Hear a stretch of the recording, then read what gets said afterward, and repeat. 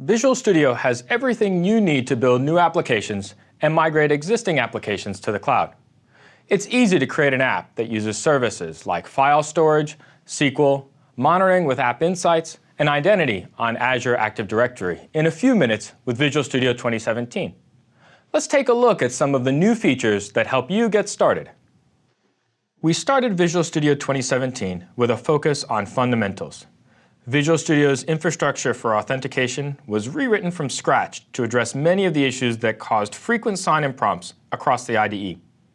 We made sure that you only need to sign in once to access services from MSDN, Azure, VSTS, Office 365, the Windows Store, and your roaming settings. Speaking of roaming settings, we roamed settings from several new features in this release.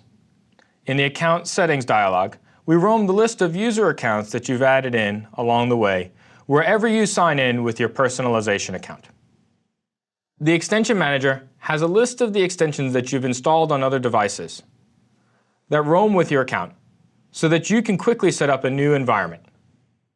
In the redesigned Start page, Visual Studio roams the projects you use often, as well as the projects that you create often to get started quickly. Let's get started with an ASP.NET web application.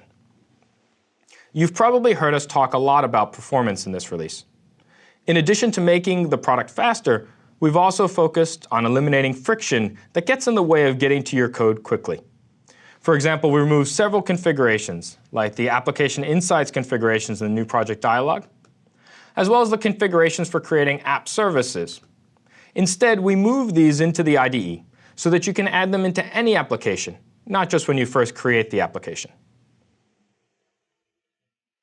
The Overview tab you see after you create an ASP.NET project replaces the Getting Started.html page from previous releases.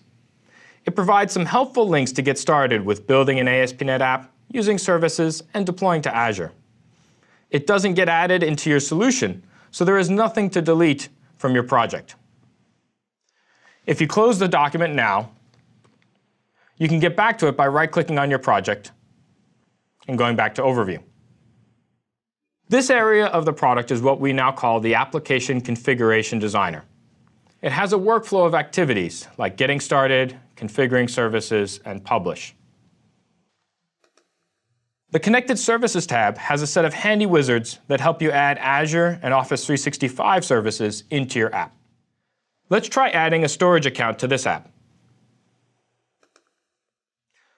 The wizard shows you all of the available storage accounts for your signed-in user. You can create a new storage account on Azure or use one of the available ones from the list. The wizard then takes care of installing all of the NuGet packages so that you can access that service. It'll create a connection string and add it to your web.config. And then it'll load up a handy instructions document to help you get started with this service. The instructions will show you how to add, update, and enumerate contents of a storage account. Let's look at how to list the items from a storage account.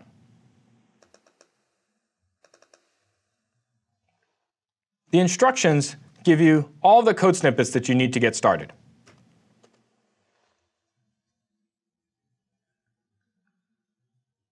Let's copy in some of the code snippets to create a cloud storage account.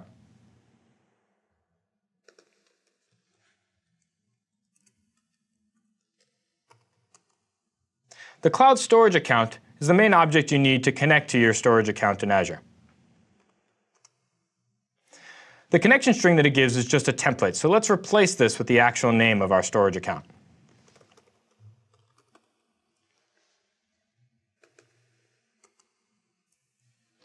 Storage accounts can store a variety of different objects. In this case, we're going to use blob storage.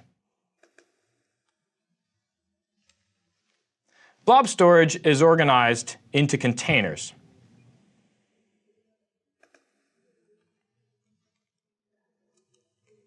Once we have an object for our containers, we can list out all the files inside of that container.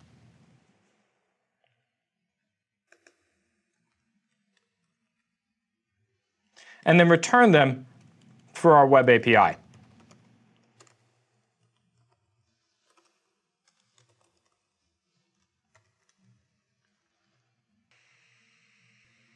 Visual Studio also has a helpful tool called the Azure Storage Explorer that lets you manage your storage accounts as well as modify the contents inside of your storage account. Let's add a few files to test out our web API. First, let's create a container called test blob container and upload a few files into that container.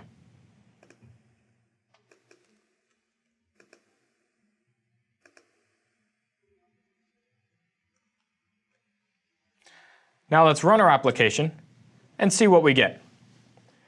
Visual Studio is starting up IIS Express and attaching a debugger to the ASP.NET app. With our app loaded, we can navigate over to the web API we created called Values. And we can see that it's returned the two files that we just uploaded. With our application working, let's give it a try in Azure now. Let's go to the Publish tab, which helps us quickly publish our application with a couple of clicks directly into Azure. Visual Studio will create a new app service, which is used to host and run your web application inside of Azure. Then Visual Studio will begin deploying that application into the app service on Azure for you. We now have our application running in Azure. We can go to the same URL and see if we get the same data.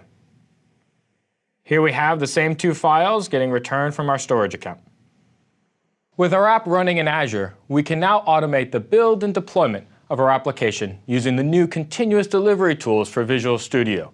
Look out for a video on that as well soon. Azure has dozens of services for compute, storage, networking, and management. Visual Studio 2017 makes it easy to start using those services in your application today.